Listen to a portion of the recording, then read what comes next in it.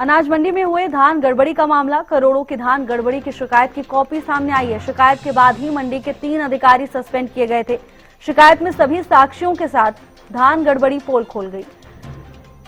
शिकायत पीएम खाद्य एवं आपूर्ति मंत्री सीएस और विजिलेंस को दी गई। शिकायत के बाद मामले की जांच जारी है। अनाज मंडी में हुए धान गड़बड़ी का मामला, करोड़ों की धान गड़बड़ी की शिकायत की कॉपी सामने आई। बता दें कि शिकायत के बाद ही मंडी के 3 अधिकारियों को सस्पेंड किया गया था। शिकायत में सभी साक्ष्यों के साथ धान गड़बड़ी की पोल खोली गई। शिकायत पीएम खाद्य एवं आपूर्ति मंत्री सीएस और विजिलेंस को दी गई। शिकायत के बाद मामले की जांच जारी है। बता दें कि शिकायत के बाद ही एक्शन लिया गया था। मंडी के 3 अधिकारियों को सस्पेंड किया गया था। शिकायत में सभी साक्ष्यों के साथ धान गड़बड़ी की पोल खोली गई थी।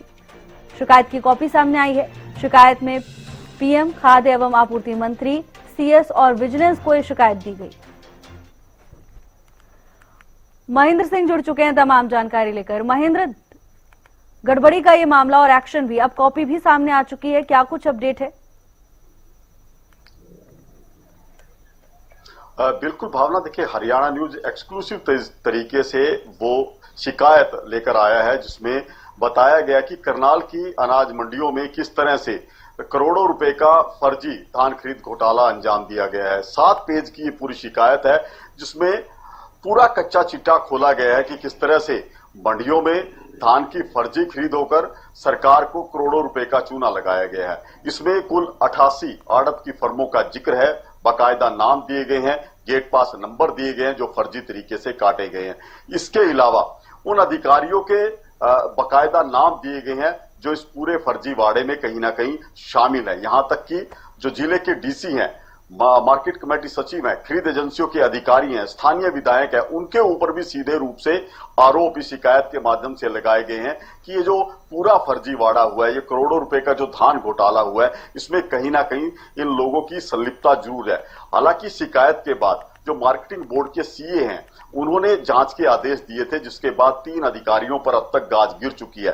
और जहां जिला स्तर पर जब शिकायत के बाद जांच की गई तो अब तक 4 राइस मिल ऐसी पाई गई हैं जिनमें हजारों क्विंटल जो धान है सरकार की तरफ से दिया गया था वो गायब मिला है। जिसमें बतान फूड जो एक राइस मिल है जो सलारू गांव के अंदर है, वहां से 12,500 क्विंटल से ज्यादा जो धान की बोरियां थी वो गायब मिली है। इस राइस मिल के खिलाफ केस दर्ज कराया गया है। इसके अलावा त्रावड़ी से संबंधित जो है वो 3 राइस मिल है जिनमें एक बीआरसी राइस मिल है, सिनोय राइस मिल है और मित्तल राइस मिल है। इन मिलों के अंदर भी करीब 12 से 13 हजार क्विंटल जो धान है वो सरकार की तरफ से दिया गया था वो गायब मिला है।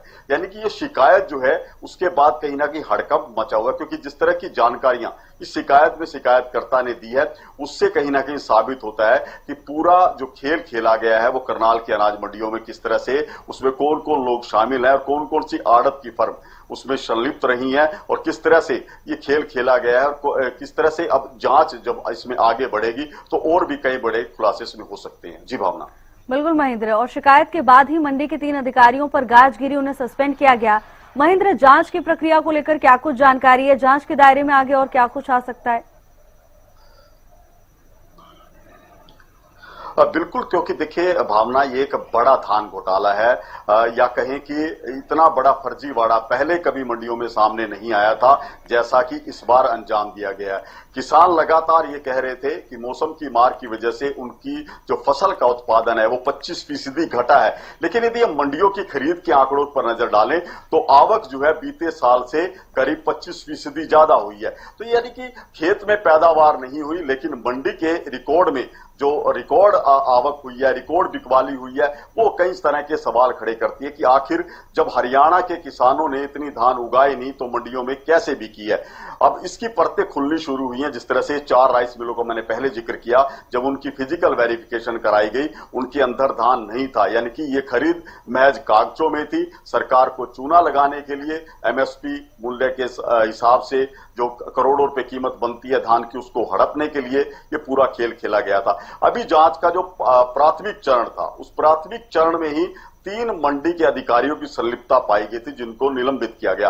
दूसरा जब चरण शुरू हुआ तो खरीद एजेंसियां, जिसमें फूड एंड सप्लाई के 5 जो निरीक्षक हैं, उनके खिलाफ कार्रवाई, उनके खिलाफ केस दर्ज कराया गया। इसके अलावा एक राइस मिलर के खिलाफ भी केस दर्ज करवाया गया। तो यानी कि ये शिकायत जिस तरह से अपने तथ्य लेकर सामने आई है, वो कहीं ना कहीं पुष्ट करती है कि ये पूरा फर्जीवाड़ा किया गया है, सरकार के साथ धांधली की गई है। और इस शिकायत में कई बड़े नाम भी हैं, क्योंकि जो करनाल के जिला उपायुक्त हैं उनका भी हवाला इसमें दिया गया है, स्थानीय विधायक है उनका भी कहा गया।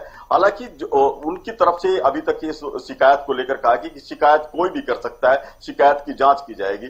जब कैबिनेट मंत्री रणबीर गंगवा यहां पर पहुंचे थे, उनसे भी हमने सवाल किया था कि इस तरह की शिकायत है, तो उन्होंने कहा शिकायत करने से कुछ नहीं होता, जब उसकी जांच की जाएगी उसके बाद ही किसी तरह की कार्रवाई होगी। लेकिन अब तक जो जितनी इस शिकायत पर कार्रवाई हुई है, उसमें अब तक 7 और 3 10 अधिकारियों के खिलाफ अब तक एक्शन लिया जा चुका है। जी भावना।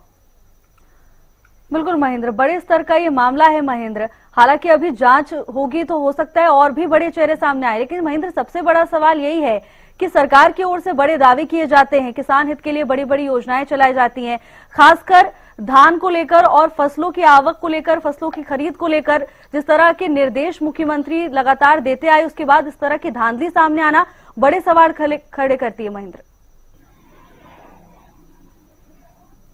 बिल्कुल भावना, बहुत बड़े सवाल खड़े करती है, क्योंकि सरकार जिस तरह से किसानों को राहत देने का प्रयास कर रही है कि सीधा जो है किसान के खाते में पैसा जाए, किसान को फसल बेचने में कोई दिक्कत ना आए, लेकिन जिस तरह से फर्जीवाड़ा हुआ, इससे सीधे रूप से हरियाणा का किसान प्रभावित हुआ है। हरियाणा के किसान को अपनी फसल बेचने के लिए कतारों में लगना पड़ा, उसको एमएसपी मूल्य नहीं दिया गया। लेकिन यूपी और बिहार से जो सस्ती धान लेकर आई थी, वो हरियाणा के किसानों के नाम पर बेच दी गई।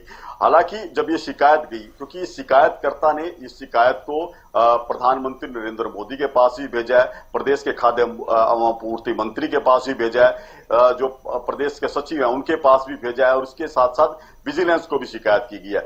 इसी शिकायत की एक कॉपी राहुल गांधी को भी भेजी गई है, भूपेंद्र सिंह हुड्डा को भी भेजी गई है। इस मामले में भूपेंद्र सिंह हुड्डा आज स्वयं जो है करनाल अनाज मंडी में पहुंच रहे हैं, जहां वे प्रेस वार्ता करेंगे, क्योंकि काफी ये मामला जो है तूल पकड़ चुका है। किसान संगठन भी लगातार आरोप लगा रहे हैं कि इस तरह के फर्जीवाड़े को बड़े स्तर पर किया गया है, और इसमें बड़े जो राजनीतिक प्रभाव के लोग हैं वो इसमें शामिल हैं, और इसकी जांच जो है वो सीबीआई से करवाए जाने की भी मांग कर चुके हैं। जी बिल्कुल महेंद्र, धन्यवाद आपका तमाम जानकारी के लिए।